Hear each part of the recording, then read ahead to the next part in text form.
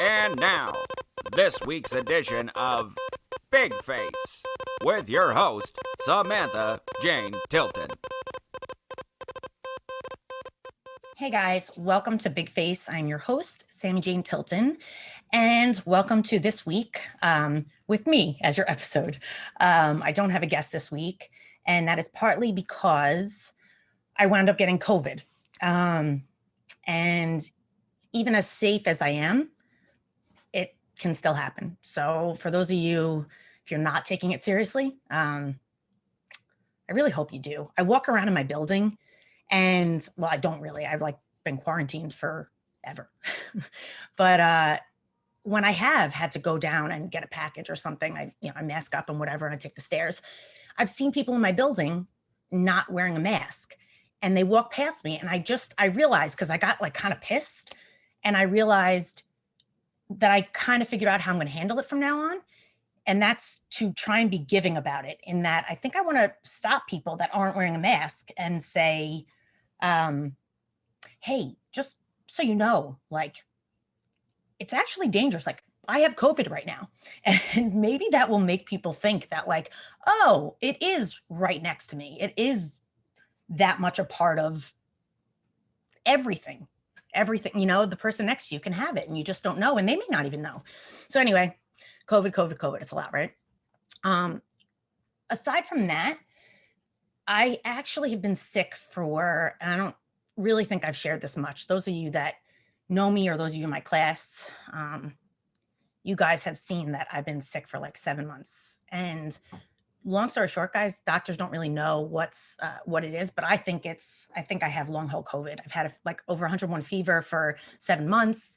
I am extremely fatigued. My brain is all brain fogged. And I'm sharing this also because I've known other people that have been struggling for months and months, and doctors also can't figure out what it is. They've checked me and multiple other people that I know for cancer, and nothing's come up yet. So you just don't know. And this virus is so new. Anyway, enough about COVID, but I want to say that the last thing I felt like doing was recording this right now. And for those of you that have watched or know me, can be very outgoing, but I also am such an isolator by nature. So this has been the greatest thing. Big Face has been such a gift throughout this time, because I am always so much better when I am when I have to show up. Because I could, left to my own devices, I could just go nah, I'm not going to do it, or I don't feel like it, or I don't want to pick up the phone. And this has forced me to show up anyway, because I committed to this thing that I care about. And the second I start doing it, I'm better. And it's not all about me, though sometimes I think it is.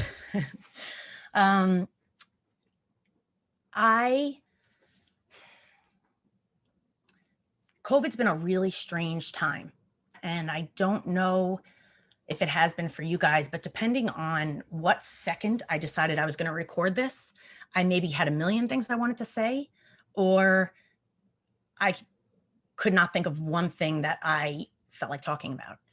And I feel like, at least in my experience, this time in quarantine, during COVID, has been so much of that. It has been so much ping-ponging with feeling hope and feeling connected, and then feeling alone and feeling scared, or not knowing what I'm feeling, but I'm not a big crier. I don't cry often, but I've just there have been times during this time that I've just cried, and I'm like, I don't even know what's happening. Why am I crying? It's a really strange time in politics, and there's been so much happening. And I hope you guys are all okay.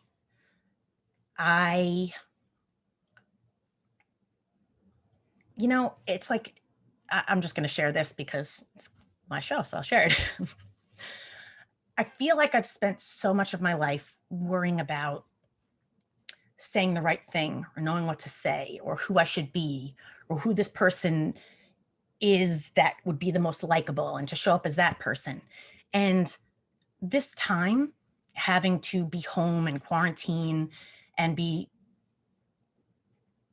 having to look inward a lot, I really, oh, there's one of my cats, it's Charles Xavier.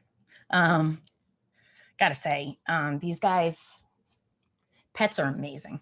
Charles Xavier and Storm, I could be in like the saddest mood and I just watch them be, and they're just pure love that it just makes me so much happier.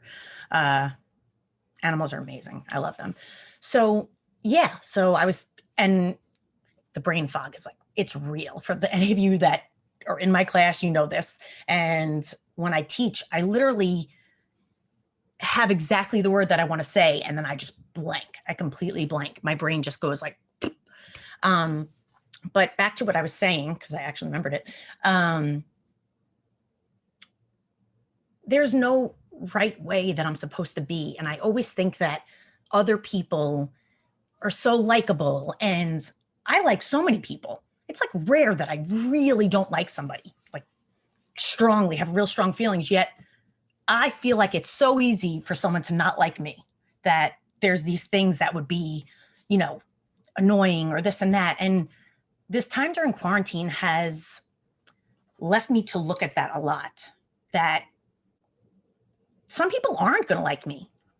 And I've shared this before on the show, and I always want to try and be the best version I can of myself, but it's not like Jerry Seinfeld's mom in the show, she's like, who couldn't like you, Jerry? Who couldn't like you? And somebody could not like me, no matter how lovable I am to somebody. And that's okay.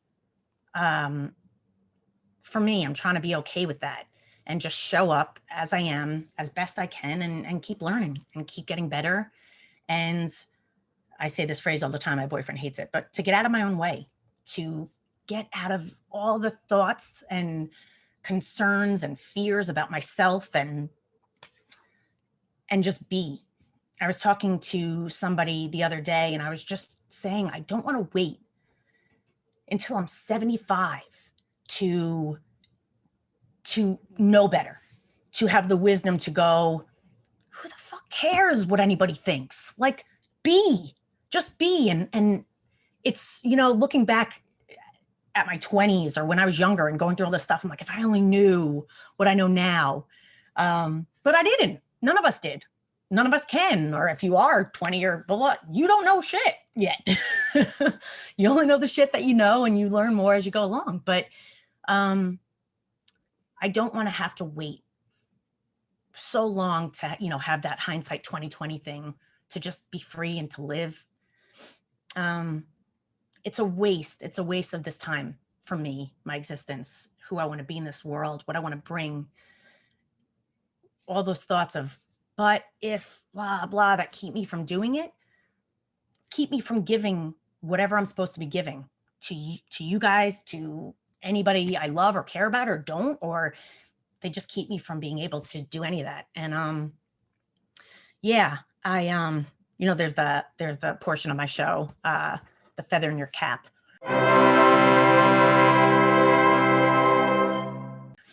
And I try not to, I always tell my guests, like, don't worry, just say whatever comes to mind. But I was thinking about it earlier. I was like, what would I, if I had a feather to offer, which I have many, but it's hard to, whatever comes to mind.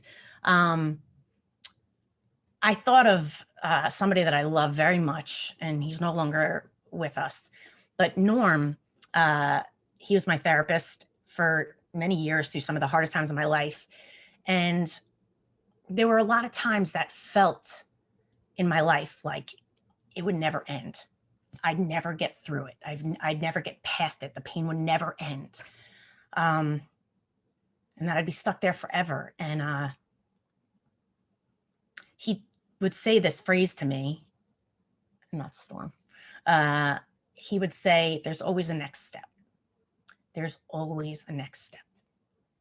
And after years of finding a next step, finding a way out of whatever it was that I was in, I've come to believe that there's always a next step.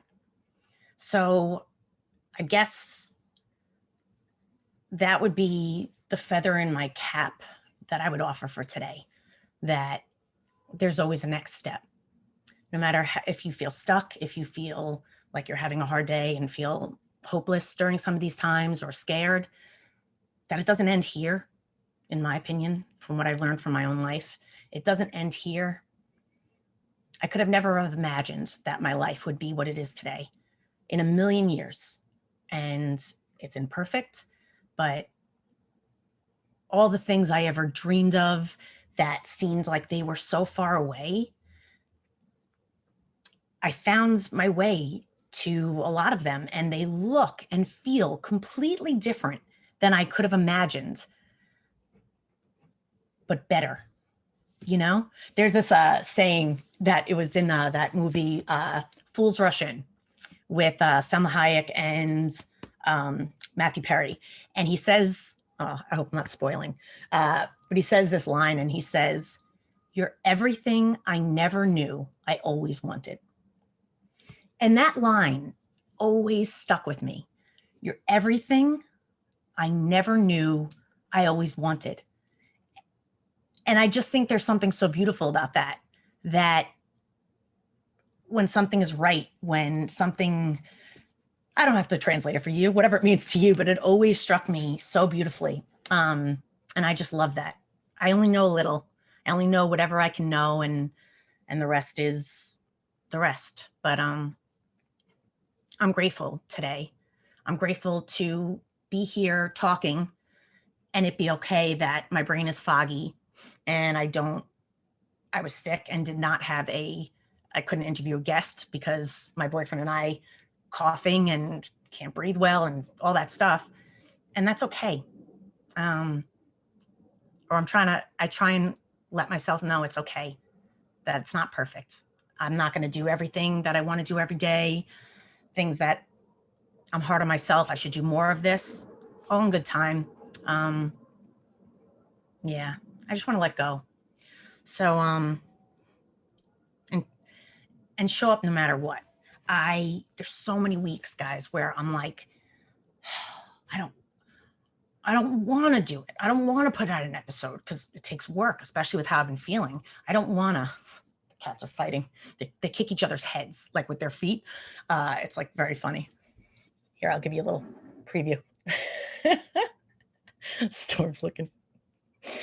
So anyway, so I'll let you watch them fight. But I don't even know what I was saying. But yeah, a lot of weeks I don't want to do this. I don't want to. It feels like I don't have an ounce of me to show up. And the thought now comes to mind. They're still kicking each other. The thought comes to mind now when I go, I don't want to. I don't want to do it. I'm not doing it. I'll literally say I'm not doing it. And then the thought will come to my brain, do it anyway. Just do it anyway. Show up. And that's all I can do. So I'm glad I'm here showing up. For those of you that are listening or watching, thanks for being with me. If you're not listening or watching, that's okay too. I'm glad I'm showing up, because I guess most of all, I want anybody else out there to know and feel not alone if they don't feel like showing up, and it's hard to. And that maybe this will help light a fire under your ass for a day. That's like, okay, I'll show up anyway. If that sticks for a second, if that's helpful, great. It's been people that have helped me through a lot of things, that those things stick and help me still to this day. Sometimes I can't always do it, but I'm better when I do. So thank you guys for giving me a reason to be here, to show up for myself, for a commitment that I've made to myself and to others. That has not always been easy for me, to show up to commitments, to follow through. So growth and gratitude, and thank you guys. And I guess that's all she wrote for today. Thank you so much for being with me. I can't do it alone. And those of you that have reached out throughout all this time, whether you've known I've been sick or whether you haven't, whether you've put a comment on one of the episodes, thank you for being with me. Thank you for being with my guests. They've all been amazing and wonderful and have added to my life during this time. And I could have never have imagined connecting with different people. Some of them I have never even really met. So you just never know. I'll say one last thing, and I said this the other night, I think when I was teaching class, but the movie Yes Man with Jim Carrey, if you haven't seen it, check it out. That literally changed my life. I used to say no to everything, or I used to say maybe and no, I wasn't going to follow through. And now I try and say yes and show up. And I swear that movie changed my life. It's funny, just so you know, but it's also awesome. So anyway, that's it, guys. Thank you again. Whoever you are and every one of you, thank you. And you make me better. So sending my love and support to you and your loved ones. I hope you guys are doing well. And there's always a next step. I'll see you guys next week. Thank you again.